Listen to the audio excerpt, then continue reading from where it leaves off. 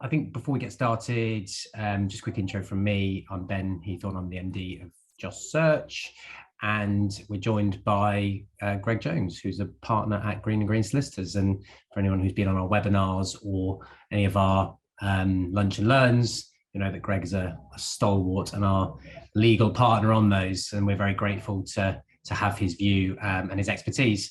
And what we thought we'd do today is just set up a really kind of informal, relatively brief Q&A to discuss kind of vaccinations, mandatory vaccinations, and kind of the employer's liability and responsibility within this. And it's a hot topic. We're getting asked a lot by our clients, some of our candidates about this topic, and we thought that we just pose a couple of questions to Greg, see how the conversation goes, and hopefully it's be a starter for 10 for those who haven't encountered it, and they can seek further legal advice, or obviously get in touch with Greg, and we'll make sure Greg's details are in the notes below. So I think it's a good place to start actually, Greg. Was we last week we ran a poll on LinkedIn, and we got the results back yesterday, and it was quite interesting, and it'd be good to get your thoughts on this. So it says 53% of the respondents said they thought the COVID-19 vaccination should be mandatory for employees working in office. So we had over 400 responses. That'll be across employers, employees, across the kind of ether. But I thought it was quite an interesting stat. Yeah.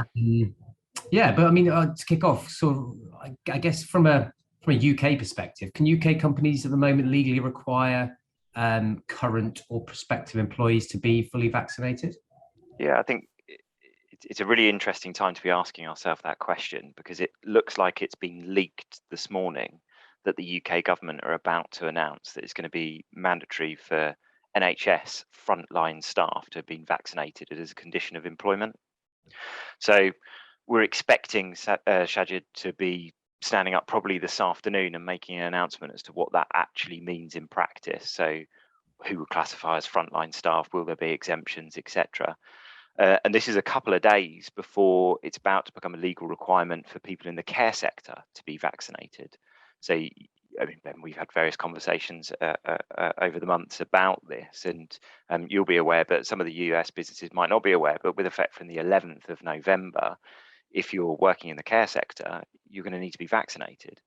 And a lot of different countries have taken different approaches to this question, but in the UK, we've held the care sector that works. It now looks like we're moving on to the NHS. These are frontline staff. Does that naturally move then on to the office environment? So if we've got people who are working in central London in an office block, are there the same risks in terms of COVID transmission that there might be in the NHS and the care sector?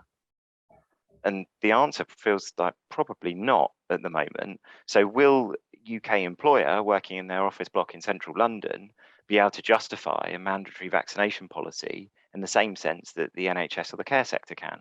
And this is where it becomes difficult, because for an employer to say, you, a member of staff, need to be vaccinated, they need to be mindful of what are they going to do if the individual says no.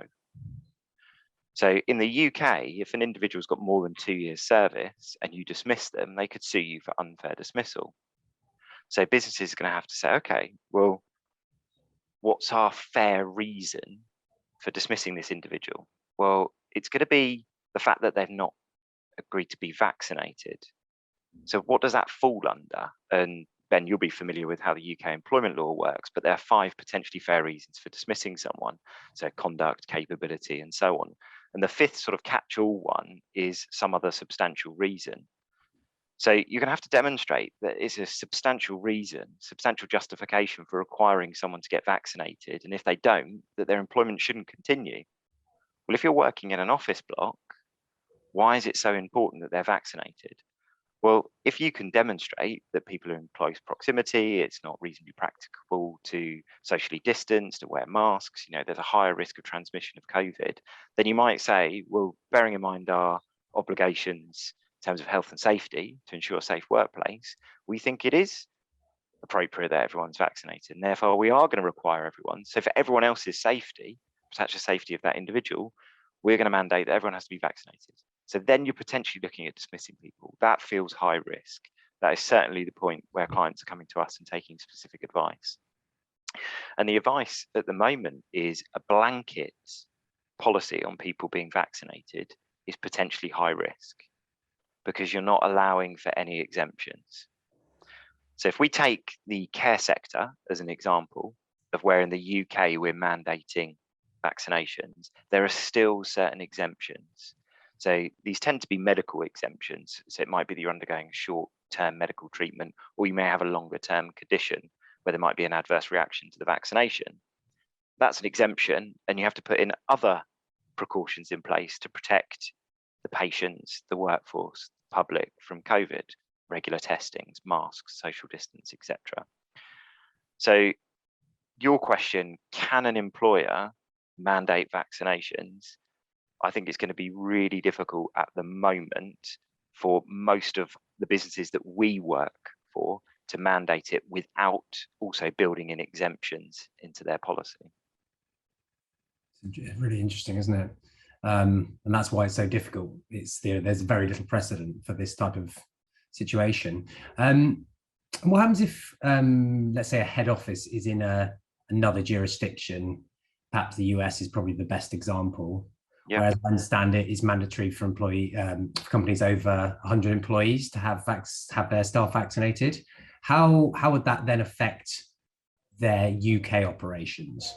Sure. So I think two parts to that. I mean, firstly, taking the US as an example, I know that Biden's policy of requiring private sector employers to enforce vaccinations has actually stalled somewhat, and there are challenges, and that's being reviewed. But a lot of the policies in the US have mandated vaccination or regular testing. So coming back to the point I made earlier, just a blanket policy of having to be vaccinated is potentially high risk.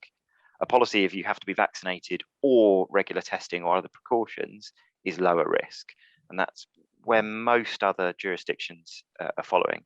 But where we've got lots of clients who might have head offices in Germany, Australia, China, US, wherever it might be, if they try and impose their standards in the UK, then there are still risks, because ultimately, if that person is employed in the UK, it's the UK employment tribunals that they're going to be complaining to, and it's the UK standards that are going to be used to assess the reasonableness or otherwise of that policy. Yeah, fair enough. And in the UK, what grounds could a company be sued? So I mentioned earlier unfair dismissal. So this is your member of staff who hasn't been vaccinated, has been working with you for more than 2 years, and you decide you're going to dismiss them. You know, you're going to have to take careful advice in those circumstances, but we may get you to a position where you followed a fair procedure and we've dismissed. They could potentially bring a claim for unfair dismissal. And that's a claim for their compensation for loss of earnings and what's known as a basic award. I'm sure we're going to be seeing lots of those sorts of claims in the coming months. The employment tribunal system here in the UK is pretty swamped, low on resources, claims aren't working their way through quickly, so it's going to be some time. So that's unfair dismissal, people with more than 2 years. The other risk is a risk of discrimination. So this can be someone from a job applicant through to an employee who's been with you for a couple of weeks, months, or years. The point is you can bring a discrimination claim at any point in that employment cycle. And the sort of claims that they might bring is that actually the policy that you have to be vaccinated indirectly discriminates against people with specific protected characteristics. So let's just play that through with an example. Well, if someone has a disability that means that they can't have the vaccination, then if you have a policy that says everyone has to be vaccinated, it's going to be harder for that disabled person to comply with that policy because they're not going to be able to get vaccinated. What you're not saying as an employer is, we are not employing disabled people. It's not a blanket policy against disabled people, but you're putting a policy, criterion, or practice known as a PCP in place that makes it harder for that disabled person to meet your expectations. So you're indirectly discriminating against them. So if you have a blanket policy says you have to be vaccinated, even if it's an applicant, that applicant potentially could say, you're discriminating against me. And then it would be on the employer to show that there was what's known as an objective justification for that PCP. So we had to ensure that everyone was vaccinated because of the risk of COVID spreading amongst the workplace. However, in the care sector, they've already allowed exemptions for people with disabilities. So I think it's going to be very difficult for a private sector employer not to have similar exemptions as part of its policy. And I expect this afternoon, when we get the announcement from the government about NHS frontline staff, there'll be similar exemptions for people with disabilities. But it doesn't really stop there, because I referred to earlier protected characteristics, and you could also have sex, race and religion, etc., that will creep into that. Well, why are they relevant? So just a very quick example, you might have someone who's pregnant who's refusing to have the vaccine. And although the current public health guidance is that it's safe, they might say, well, it wasn't that long ago that it wasn't safe. So I'm going to sit on the fence for a few months. I'm going to isolate, I'm going to take precautions, and I'm not going to get vaccinated. So if you are insisting on me being vaccinated for this role, you are indirectly discriminating against me as a female. That's going to be, I think, quite a difficult claim to bring, but I wouldn't necessarily want to be acting for the employer the wrong side of that claim. You know, what might be more proportionate is to say, okay, well, we're going to offer you the job. It's a condition that you're vaccinated or the regular testing. But if you're not bought into that whole exemption on regular testing, at least to say to them, okay, well, we'll put precautions in place for the next 7 months of your pregnancy, and then however long you're going to be on maternity leave. And then at that point, we'll expect you to be vaccinated or do whatever the exemption is. So there are certainly risks, unfair dismissal, discrimination. How much of a genuine risk they are is yet to play out in the UK courts and tribunals. What if you had a crystal ball? What would you see the next 6 months looking like with that? Oh, I just think that's such an impossible question, isn't it? I mean, did I think that the government would be legislating for people to have to be vaccinated in the care sector? I didn't think that I'd ever see that happen. And then we're talking about the NHS. I think there's been huge developments in terms of the treatment of COVID. You know, Pfizer came out in the last week in terms of medication that could be taken, hopefully, to avoid hospitalisation. And we've just seen the travel industry, the shares soaring, because people are feeling more confident that they're going to be able to travel. So as the sort of medical advances develop, the requirement to have a vaccination might start to dwindle. So then it's going to be harder for an employer to say, you must have a vaccination, because the employer will say, well, hang on a moment, why? You're saying you want to protect members of staff, but can't they all go and take that Pfizer pill? Or you're saying I can't because I'm going to spread COVID, but I sit in my own office, and if ever I have to go into a collective meeting, I'll just wear a mask. So the direction of travel seems to be a level of skepticism about the vaccine. I mean, we're seeing that a lot play through in America and in the UK, people being termed anti-vaxxers, and that seems to be growing a bit of traction. It's becoming quite a polarized political debate. Are you going to convince the 30% of people who haven't been vaccinated in the US to get a vaccine when there's other developments in treatments to COVID? Possibly not.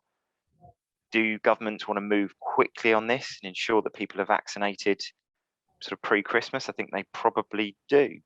So we might see some short-term measures that really try and force through the last few people to get vaccinated, but then those arguments might start to dwindle as we go into 2022. Who knows? Yeah, yeah, it's really interesting. Like you say, you didn't think this would happen with the care sector, let alone the NHS. So it'll be really interesting to see how it unfolds. I think we've covered pretty much everything that I kind of wanted to cover. Was there anything else that you wanted to kind of mention as part of kind of your understanding and your research and what you're speaking with other clients about? I think the clients are naturally worried about the risk to their workforce and themselves of COVID. And we've come from a place where lots of people have been working from home. People are isolating, but we're seeing a gradual move back to the office working. In the UK, they've got Plan B, which will revert to people working from home where they can. And they want to avoid that as far as possible. So the mood music is very much get vaccinated, we avoid plan B. We can all work in this hybrid environment where we can work a bit from home and a bit going into the office. And employers are starting to ask themselves, well, if we've got people coming in without a vaccination, are they putting other people at risk? So should we ask people whether or not they're vaccinated? Is it incumbent on us as an employer to understand who's not vaccinated? And there are cases, not that I've dealt with directly, where some employers are separating people who are vaccinated or not. So if you've got a canteen, for example, you might have half that are vaccinated, the other half that aren't vaccinated. You might have a requirement that vaccinated people can't come into certain communal spaces, or they have to work from home. But this all comes back to whether you can ask people about their vaccination status. And in the UK, we've got really strict data protection rules that would say if you're asking people about their health data, which is special category data, you need to make sure that you've got the proper legal bases for asking for that data, and that you've taken proper precautions on how you're going to store that data. So clients are having to revisit their privacy policies, whether that's part of the recruitment or for employees. They're having to look at their systems, their retention policies. What justification can they ask? How long can they keep it for? So then some clients will revert to, well, we don't need to know someone's vaccination status for a purpose of our systems, but we want to see a COVID passport as they come into the communal office environment, or we want to see a negative test when they come in. So data protection, so the data you're collecting, how you're keeping it, and for how long, is such an important question for employers to be asking themselves. Yeah, 100%. Kind of comes back to all the work we all did with GDPR 3-4 years ago. It's kind of adding another layer onto that. I mean, I think a lot of the work, thankfully, is done on that, but it's making sure that that's not a hole that's missed. Yeah, and I think the risk is if you're collating all of this health data, and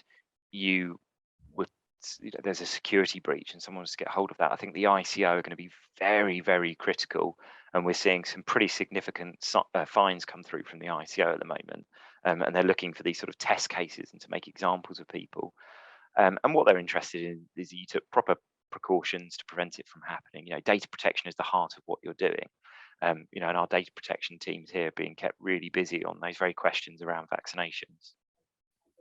Yeah, great. Well, I think there's a lot of food for thought there across a number of different issues, and I think it reminds me, obviously a completely different topic, but it almost reminds me of the furlough situation 18 months ago, where there was no precedent for it. We were kind of all, looking around, seeing what the best situation is, speaking to lawyers not necessarily being able to commit to anything because it's really unknown. So I guess what would be your kind of sort of summary final words for people who are feeling unsure, uncertain, and want to kind of just do the best they possibly can for their business? Yeah, so I mean, it goes back to if an employer, you've carried out your COVID risk assessment, it's going to be a really critical document, and everything is going to flow from that document. You do your COVID risk assessment and establish that there is a genuine risk of COVID being spread within the workforce, and that you need to take precautions to stop that. If the answer you come to is that people need to be vaccinated, if you have a blanket policy of vaccination, you just need to be mindful that there are quite high risks there for your existing staff in terms of unfair dismissal, and new and existing staff in terms of discrimination.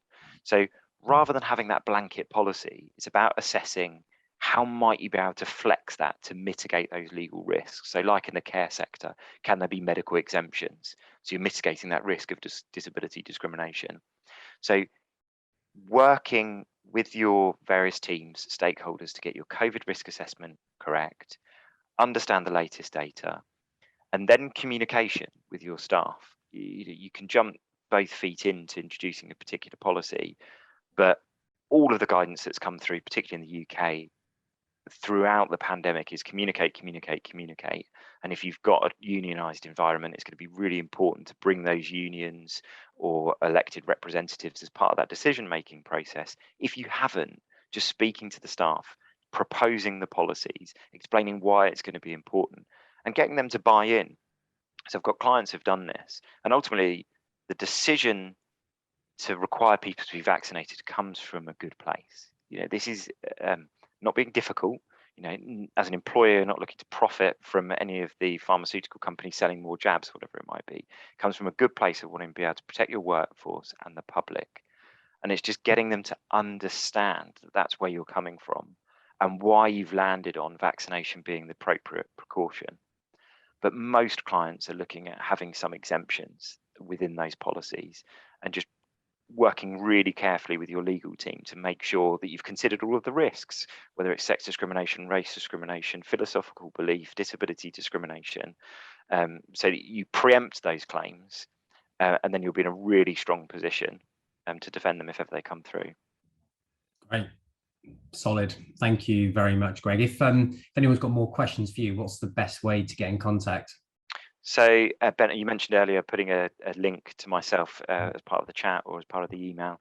So hopefully that will direct either to LinkedIn or website, so Greene and Greene. And if you just reach out to me that, you'll see my direct dials on the website. Just feel free to give me a call. Very happy to take calls from people just to discuss and debate what we've covered today. And if it gets to the point where I'm providing specific legal advice, we'll be delighted to set individuals up as clients and go from there. Cool. Excellent. All right, Greg. Well, thanks very much. Super useful as always. And we'll catch up again very soon. Yeah, really good to talk to you, Ben. Cheers. Yes, thank you. Thanks. Bye-bye.